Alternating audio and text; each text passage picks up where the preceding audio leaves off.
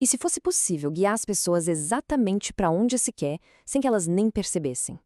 Pois é, a chave para isso: nunca, mas nunca mesmo, revelar suas verdadeiras intenções.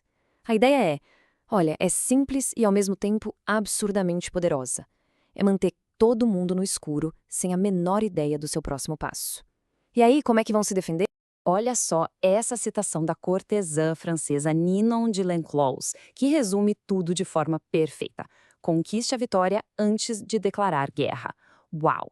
Essa frase já dá o tom, né? É um tom estratégico e, vamos combinar, até um pouco perigoso do que a gente vai explorar agora. Então, o nosso roteiro de hoje vai ser o seguinte: a gente começa entendendo a lei das intenções ocultas, depois vê um caso de sedução que deu muito, mas muito errado. Aí a gente aprende com os mestres da dissimulação, descobre o que é a cortina de fumaça perfeita e, para fechar, tem até a jogada do vigarista honesto. Vamos lá? Bom, o princípio aqui é brutalmente simples, na verdade. Se os seus oponentes não fazem a menor ideia para onde você está indo, como é que eles vão montar uma defesa? Não tem como. É como guiar alguém por um labirinto, sabe? Fazendo a pessoa acreditar que está no caminho certo, até que, de repente, ela percebe que está completamente presa. E aí já é tarde demais. E uma das ferramentas mais clássicas para isso é a tal da pista falsa, ou red herring. A lógica é a seguinte: você cria um objetivo falso, algo bem chamativo para desviar a atenção de todo mundo. E para isso funcionar de verdade, o truque tem dois segredos: uma dose cavalar de falsa sinceridade e vários sinais confusos para deixar as pessoas sempre na dúvida, sempre tentando adivinhar. Agora vamos para um exemplo prático.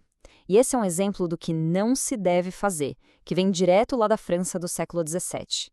É uma história que mostra perfeitamente como a impaciência pode destruir qualquer estratégia e qualquer sedução, num piscar de olhos.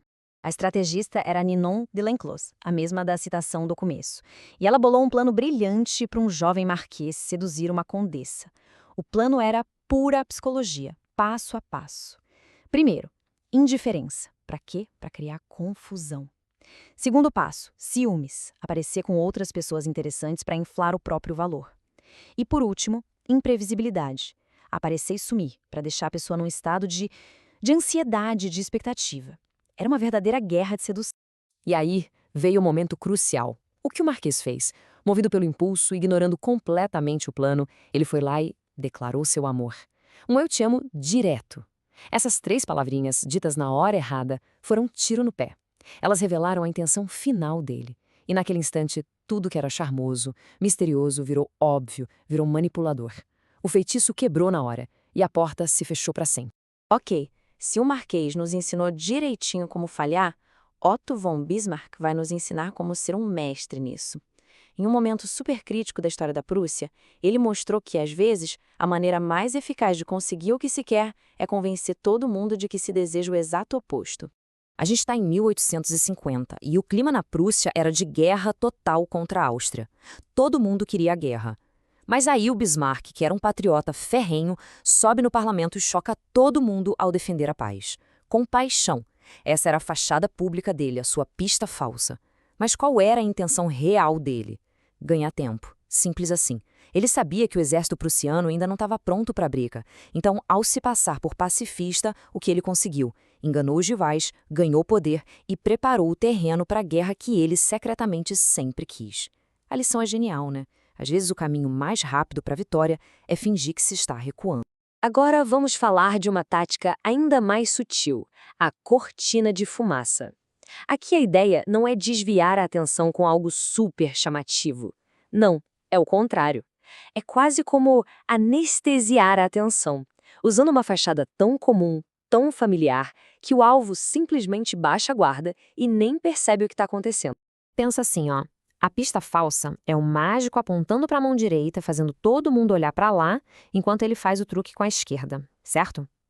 Já a cortina de fumaça é diferente. É como criar um ambiente tão confortável, tão previsível, tipo uma sala de espera de consultório, que a gente nem percebe que o mágico já passou e levou a carteira. Vamos viajar para a Etiópia, 1927. O cenário é tenso. O poderoso senhor da guerra, Bausha, está marchando com 10.000 soldados para desafiar o líder Haile Selassie na capital. O que Selassie faz? Ao invés de mostrar força, ele faz o totalmente inesperado. convida Bauscha para um banquete gigantesco em sua homenagem. Uma fachada de respeito, de hospitalidade. E aqui está a genialidade da coisa.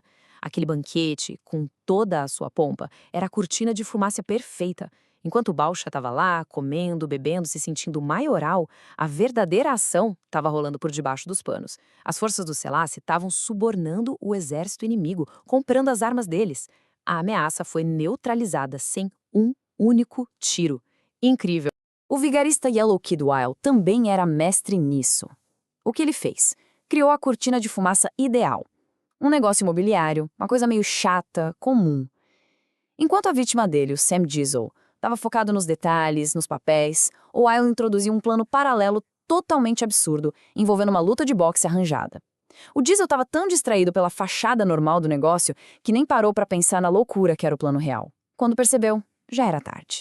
E essas cortinas de fumaça, elas estão por toda parte, sabia? A cara de pôquer de um negociador, aquele gesto nobre de um político que, na verdade, esconde outra intenção.